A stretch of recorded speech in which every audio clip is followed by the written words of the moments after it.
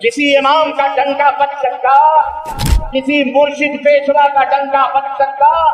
जी हाँ, निफाक न करो, अपने आप को मत छुपाओ, हम अहले हदीस हैं। उससे बेहतर बात और किसकी हो सकती है, किस मुबल्लिग की, किस दाई की हो सकती है जो अल्लाह की तरफ लोगों को दावत दे।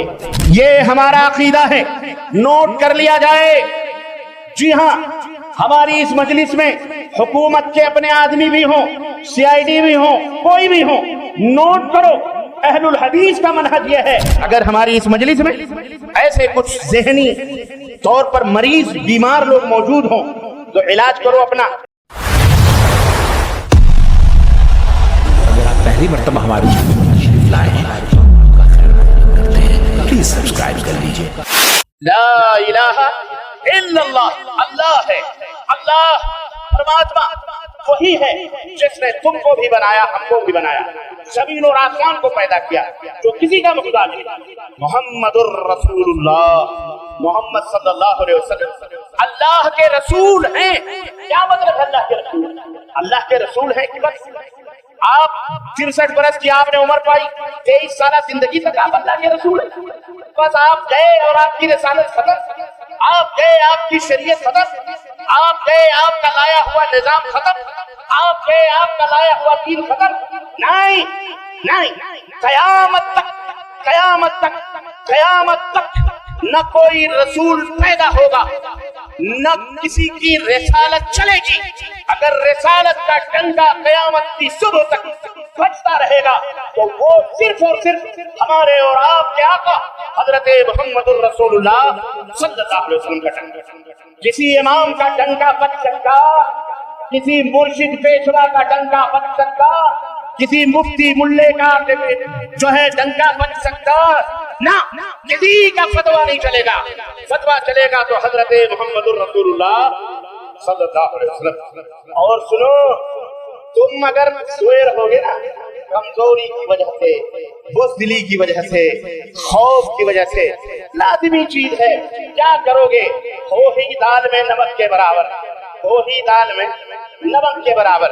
एक मौलवी तकरीर कर रहा था बरतानिया के अंदर, वो कहने लगा हमें न छेड़ो शबे बरात पर, हमने तो तुम्हें ज़कात का माल समझ करके अपने से बाहर निकाल दिया।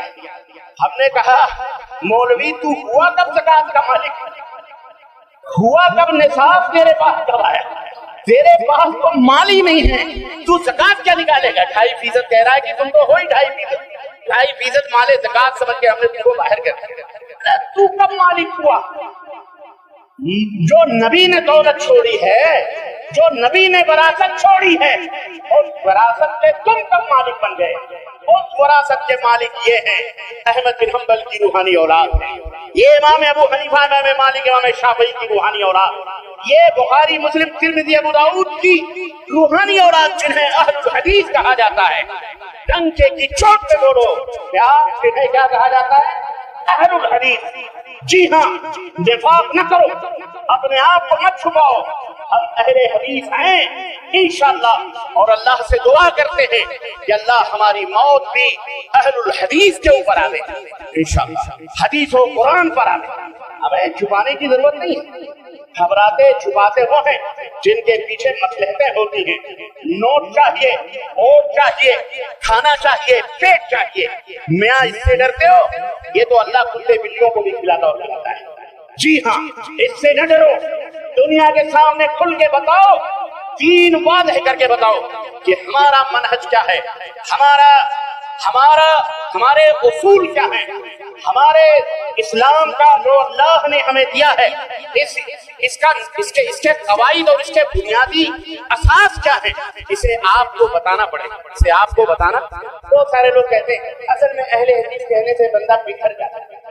अच्छा, कल को तेरा पट्टा बन गया वो, और उसने सुन लिया कि अहले हदीस है, तब क्या करेगा? तो कह सकता है बड़ा भारी मुनाफिक निकला भाई, अभी तक छुपा के रखा और आज जो है देखो अब बता रहा है। ये सब यहूदियों के तरीके, ये मुसलमानों के तरीके। हमारे असलाफ जहाँ कहीं भी जाते थे वो ये नहीं कहते थे कि हम तुम्हारे ही दीन पर हैं, हम तुम्हारे ही दीन पे हैं, आओ हमारी बातें सुनो अच्छी अच्छी, बस बाद में कहते थे हम मुसलमान ना, वो कहते थे हम मुसलमान। وہ کیا کہتے تھے؟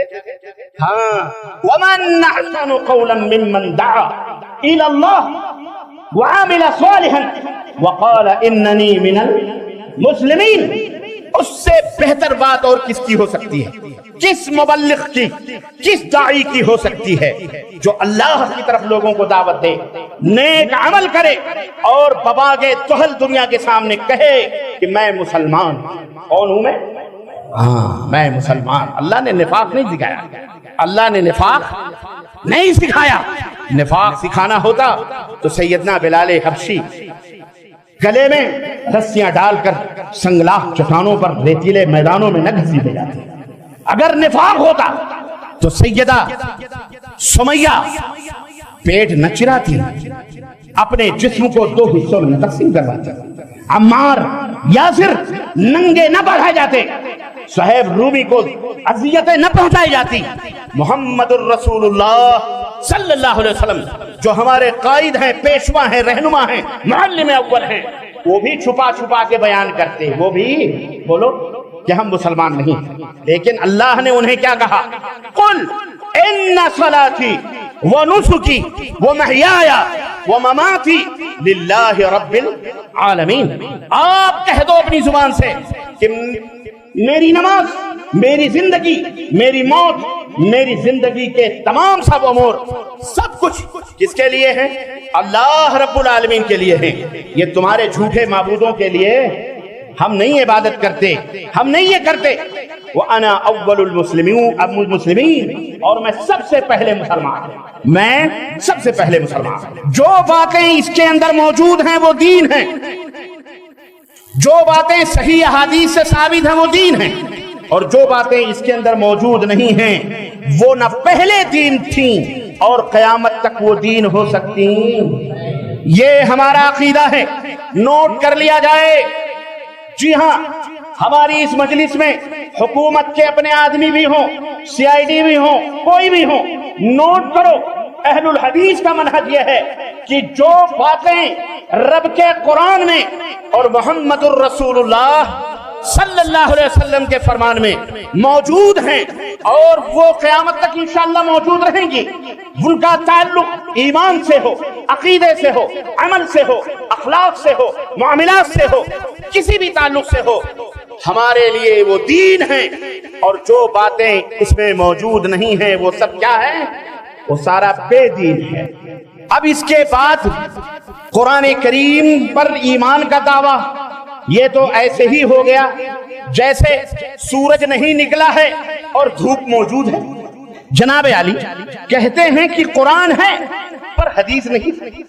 پھر سمجھ میں نہیں آیا کہ یار یہ تو ویسے ہی ہو گیا کہ بچہ ہے لیکن ماں باپ موجود نہیں۔ ارے بھائی قرآن ہے، قرآن ہے، یہ آپ کو کیسے معلوم ہوا یہ قرآن ہے؟ کس نے بتایا؟ نہ نبی صلی اللہ علیہ وسلم کو تو ہم نے، ان کی حدیثیں تو گڑھی ہوئی ہیں، ان کی حدیثیں تو غلط ہیں، کیونکہ ہمارے لیے صرف قرآن کافی ہے۔ قرآن ہے یہ کس نے بتایا؟ کہاں سے ملا؟ ان سے پوچھئے کہ آپ کے ابا پہ نازل ہوا، کیا اماں لے کے آئیں، یا آپ کیا جو گرو ہیں حضرت ابلیس لعنت اللہ علیہ وہ تو انہوں نے دیا، کہاں سے آئے؟ میرا خیال ہے وہی سب سے بڑے گرو ہیں، وہ جو چاہتے ہیں کرواتے ہیں اپنا لوگوں کے ہاتھوں سے، اور ایسے ایسے لوگ پیدا کرتے ہیں۔